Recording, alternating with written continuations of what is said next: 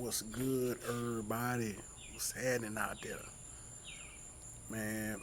Look, it's two things I want to speak on, and one is trickery, and the other one is nature. Nature.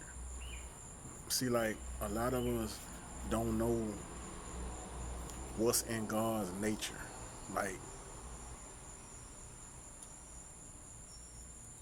God's nature is is complex. It's unorthodox.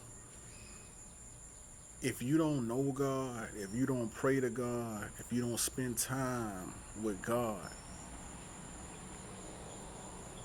God can seem he will be very unorthodox and his nature will be unknown to you. Like, for example, I had a conversation with a little dude last night and he trying to tell me that, man, God don't want you to marry. If you a Christian, God don't want you to marry somebody who not a Christian. But that's not true. In First Corinthians chapter 7, and I just remember because I looked it up last night. First Corinthians chapter 7, I think verse like 14, 15, or 16, one of them, somewhere up there in chapter 7, it say that the unbelieving husband is sanctified by the believing wife, or the unbelieving wife is sanctified by the believing husband. So in other words, if you a Christian and you believe in God, the Bible also say your whole house shall be saved. If you believe in God, your whole house shall be saved. So if you don't know, if you don't spend time with God, if you don't spend time in your Bible, you're not gonna know what God's nature is. Now, put it like this: I'm just gonna slang out some examples. For one, like in the Bible, God told a man who was a believer, told him to go marry a prostitute. That's in the Bible. Okay. Um, in the Bible, God has told soldiers to go kill, to destroy villages, to kill the men, women, and kill the children. Um, God one day had his host. I guess those are the ones who like stand around his throne.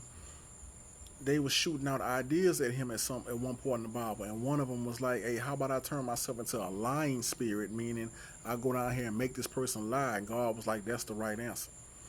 Go down there and make that person lie." Like, it's things that God will do that you will not expect. You know what I'm saying? God told a man to kill his own son, sacrifice his son to him in the Bible. And at the end, God was like, "Nah, I'm just playing. You ain't gotta do it. I just want to see if you was gonna do it." You know what I mean? Like, God will do some unorthodox things. If you don't read your Bible, it'll be surprising to you the things that God would do. Um, Now then, when you look at the devil, there are things that are just his nature is more understandable because you know what he do. He come to kill, steal, and destroy. He's not like God because God can do whatever he want to do. That's the thing. See, in the Bible, like I said, if you read the Bible, if you don't read the Bible, you're not gonna know this. But God can do whatever He wants. I hear preachers say all the time, God cannot lie.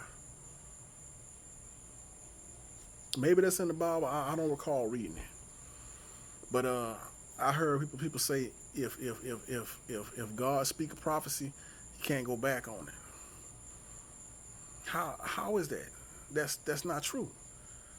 I've seen in the Bible where God say, if these people do this, I can change my mind. You know, God can do whatever He wants to do. So there's his nature is whatever He wants His nature to be. But when it comes to Satan, there's a lot of trickery. There's a lot of trickery, and sometimes Satan will do things and make you think he got the power to do this, when a lot of times it may just be God allowing Satan to do something. Or sometimes Satan may not have anything to do with it at all. God has hardened people's hearts in the Bible. God has touched people's heart and made them do evil. You might have heard me preach about the children of Israel plenty of times, how bad they was. The Bible said God hardened their hearts. God made them terrible people like the way they was. The movie The Ten Commandments, Pharaoh Ramsey, when all the plagues was hit in Egypt, man, God hardened Ramses' heart a few times and made him not let the Israelites go, just so that he can show the Israelites all the wonders that he could do. The bottom line is God can do whatever he wants to. So what I'm saying is this here. My screen is starting to turn blue because it's starting to get dark out here. But this the point I'm trying to get to. For what's happening in the world right now, this is what we know happened. We know Corona came, and everybody was locked up in their houses. It's very clear that we had an opportunity to pray to God and to get closer to God. That was our window. That was our opportunity. We still got time.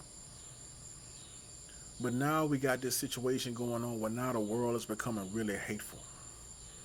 And, you know, it started off with this George Floyd, I think that's his name, Floyd George, whatever his name is. Now you're hearing about lynches. Now you're hearing about these satanic marches. Now you're hearing about, you've been hearing about these protests. I don't know if that's still going on. You've been hearing about a lot of evil, a lot of hatred, a lot of killings. Cops still killing people.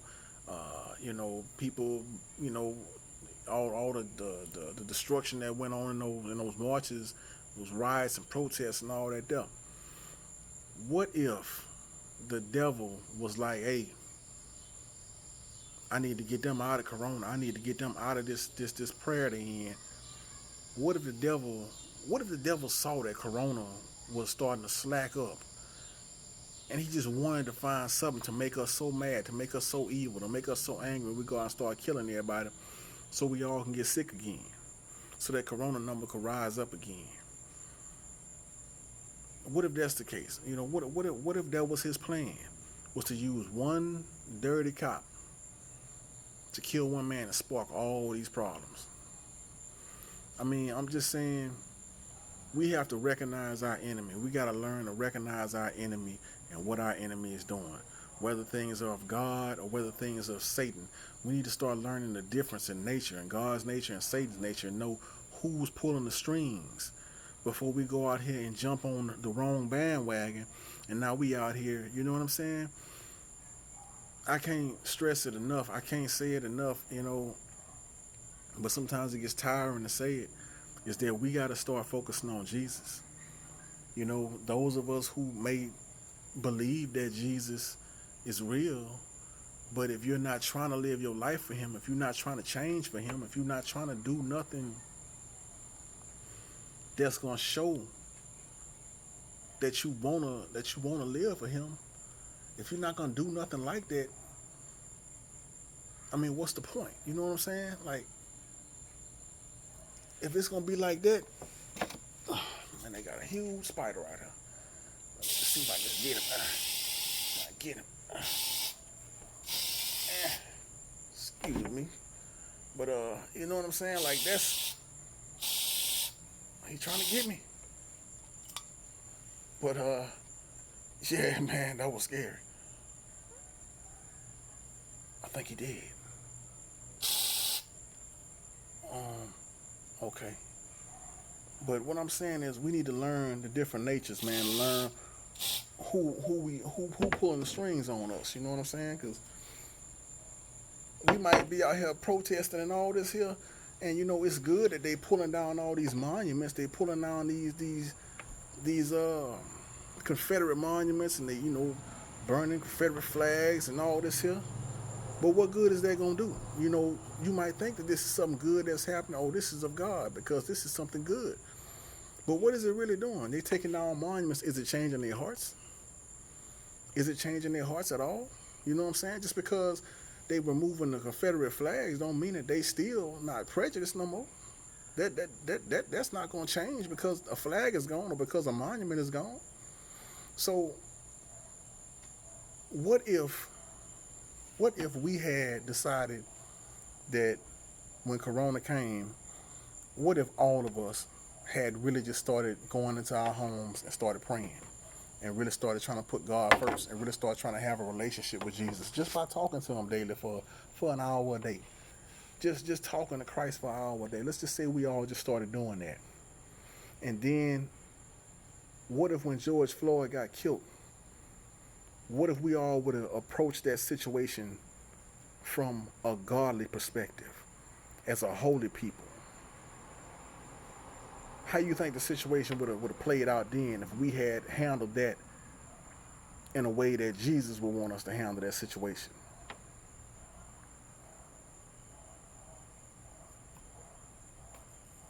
I just want us to think on that. This world is gonna come to an end, whether you believe it or not.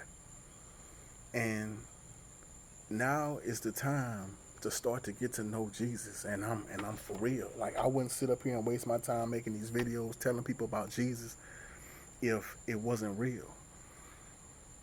If you don't believe me, like I keep telling people, I just challenge you, just go in your room by yourself and just start talking to him for about 15 minutes. If that much. Talk to him for half a time and then just sit there and listen for half a time. You do that for a few days straight, and I guarantee you're gonna start to see things differently. You're gonna start to get answers that you've been wanting. You're gonna see he's up there and he's waiting for you to talk to him. We have to get to know him now. We have to get to know him now because you see how this world is turning. This world is turning horrible. But that's all I got, man. Love y'all. Be blessed.